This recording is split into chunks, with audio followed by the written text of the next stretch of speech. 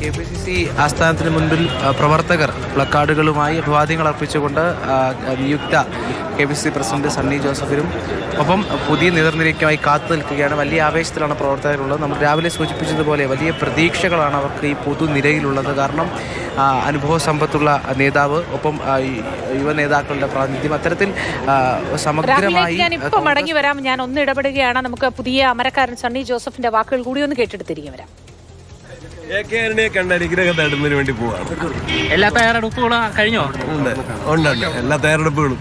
ഇനി എക്കെ കാണണം, അദ്ദേഹത്തിന്റെ അനുഗ്രഹം തരണം. ഞങ്ങൾ അങ്ങോട്ട് പോകാം. Thank you. Will meet there. Rahul Jinath തുടരുന്നുണ്ട്. രാഹുൽ, വലിയ ഉത്തരവാദിത്വത്തോടെയാണ് ഈ ചുമതല ഏൽക്കുന്നത്. ഒരുപാട് കാര്യങ്ങൾ നിറവേറ്റാനുണ്ട്. വലിയ പ്രതീക്ഷയുടെ ഭാരം കൂടി ഈ നേതൃനിരയ്ക്ക് മേലെ ഉണ്ട് എന്ന് വേണ്ടേ കരുതാൻ? ഉറപ്പായും അങ്ങനെ തന്നെയാണ്. ആ തിരഞ്ഞെടുപ്പ് ഉണ്ടായതും ആ ഒരു മുന്നോട്ടുള്ള ലക്ഷ്യങ്ങളെ നോക്കിക്കണ്ടു തന്നെയാണ്.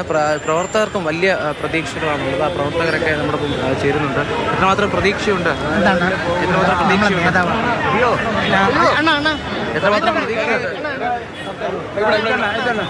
ഹലോ, ഇത് ആറ്റിങ്ങൽ ബ്ലോക്ക് കമ്മിറ്റിയുടെ കീഴിൽ അഭിവാദ്യങ്ങൾ അർപ്പിക്കുന്നതിന് വേണ്ടിയാണ് ഇവിടെ പ്രവർത്തനം വളരെ ആവേശപൂർവ്വം എത്തിച്ചേർന്നിരിക്കുന്നത്.